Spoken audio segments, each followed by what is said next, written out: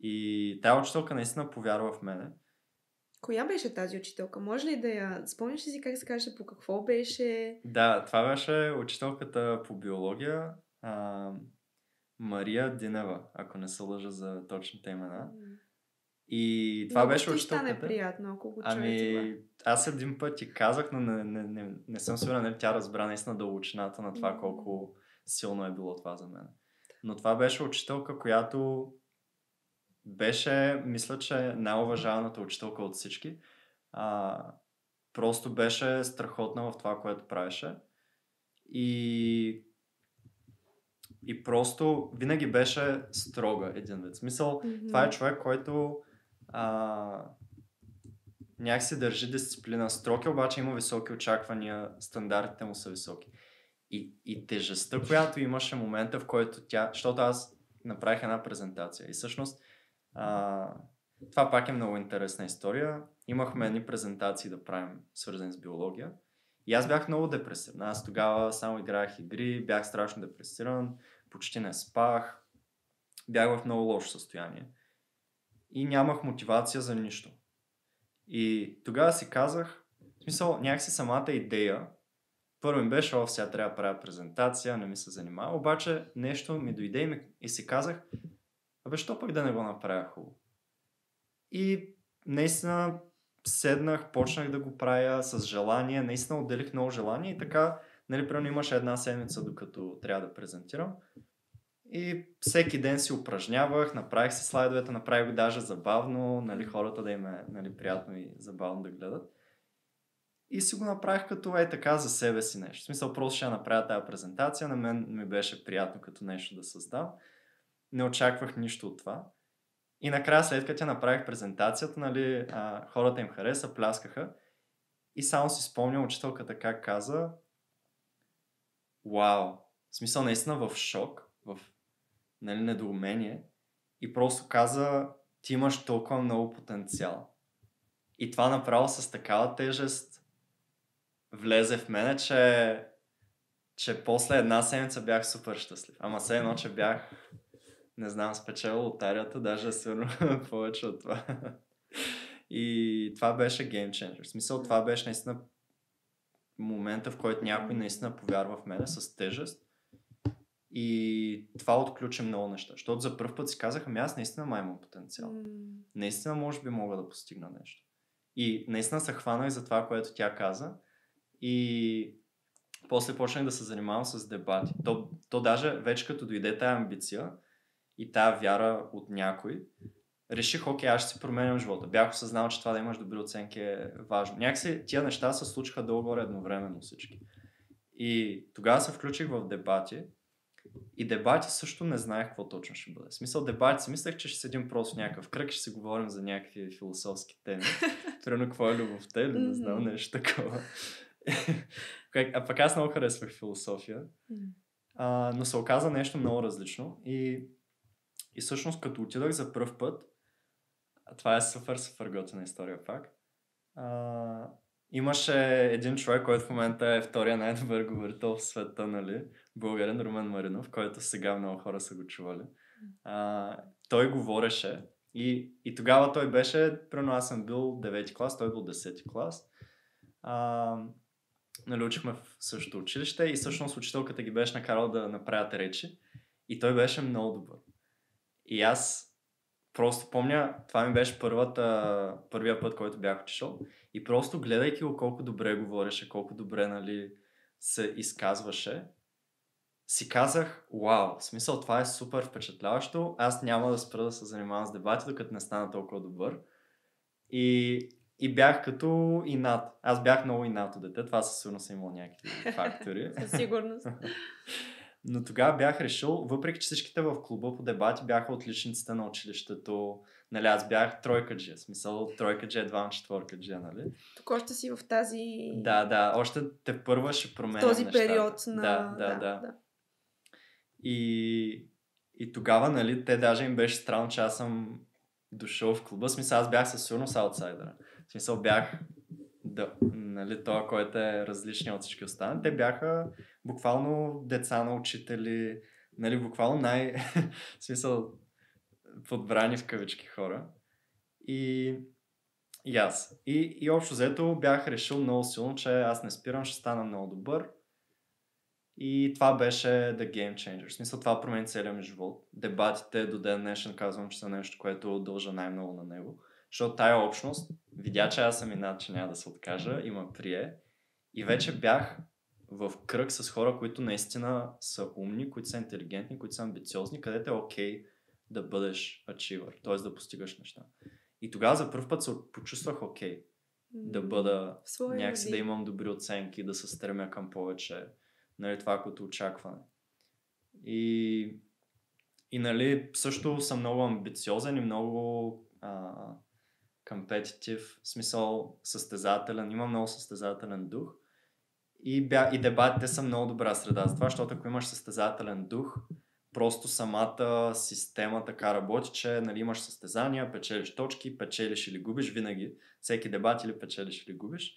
И това ти създава много добра като игра, където можеш да се подобряваш.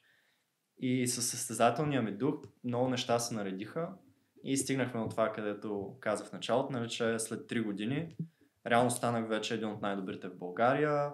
Нали, ранкирах 4-ти на едно национално състезание. 4-тият най-добър дебатьор в България. Да. Да отбележи. И след това станах част от националния отбор на България, втория национален отбор,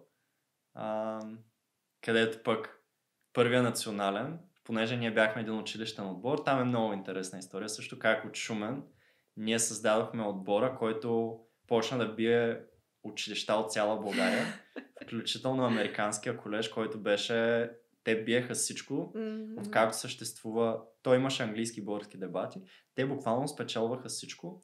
Взимаха всички четвъртфинали, семифинали, финали. Всичко беше американски колеж. Тоест те са половината отбори и вземат всичко. В смисъл никой не... Монопол абсолютно. И никой не можеше да се състезава с американския колеж. И ние за пръв път успяхме от някакъв Шумен, някакъв отбор от 3 човека, които едва са се научили да дебатират. Успяхме, ама всички бяхме толкова състезателен дух, че направо не знам, аз много малко хора изобщо съм виждал, които са толкова състезателни. Някак си се намерихме 3-мата. What's up? Идвате и сте, какво става това? Аз до ден днешен е amazing, че в Шумен тия 3 души по едно и също време в едно и също училище се занимават с дебати, решават да създадат отбор. Просто това по някаква вселенска случайност не знам дали може да се повтори даже. Тоест, то е толкова безпрецедентно и толкова странно. И факта, че бях отбор с тях също беше най-ключовото нещо за мен.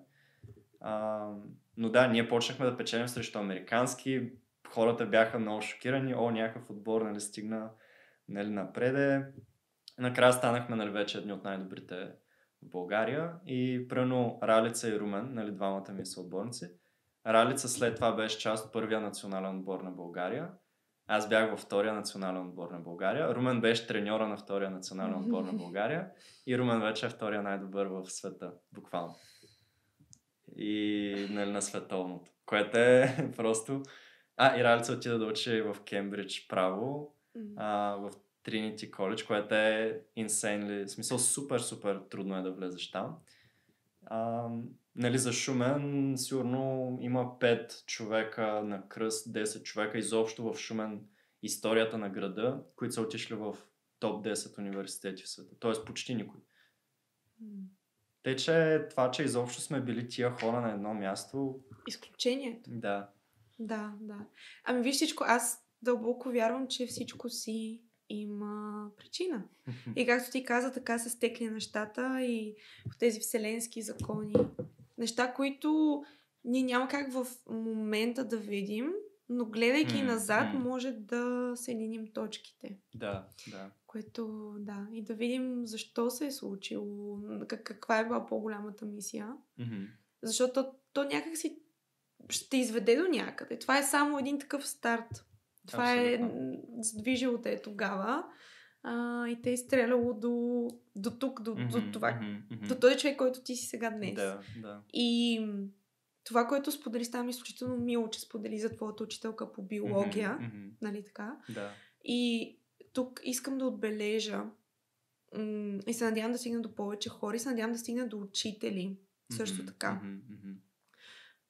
Учителите трябва да знаят колко са важни те и каква роля играят те за едно дете, което вътре в себе си се нуждае точно от тези окуражителни думи.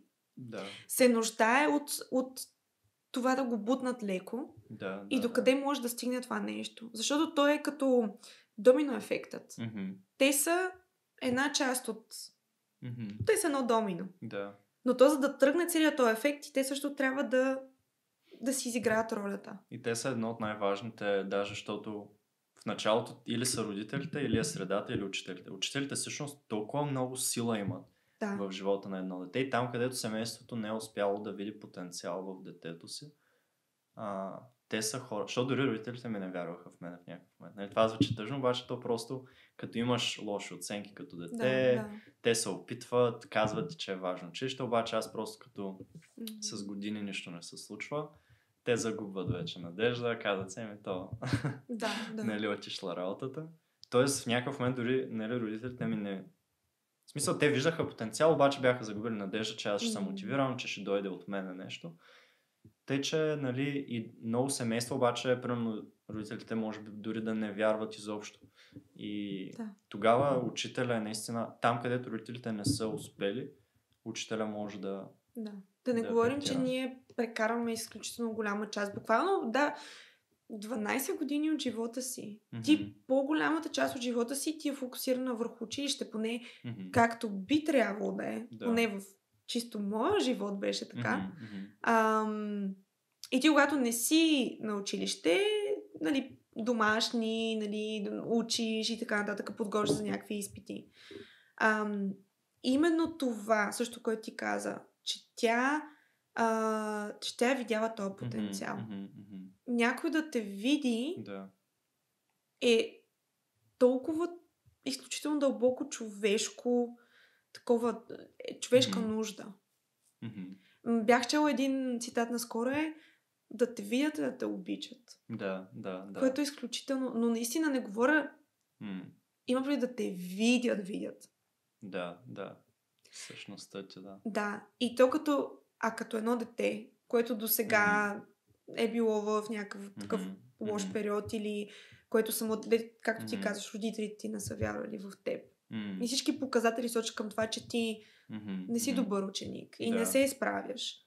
И да те признае този един учител и да ти каже, не, имаш потенциал и можеш да го направиш. Да, абсолютно. Това е човека, който аз дължа най-много. В смисъл, преди дебати, преди всичко, ако нямаше тая учителка, просто нямаше аз да си повярвам.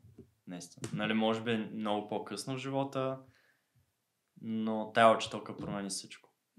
С половин минутка. Да. Ето. Пак аз няма какво повече да кажа по темата, защото то е така. Доминото. Просто трябва някъде да стартира това нещо.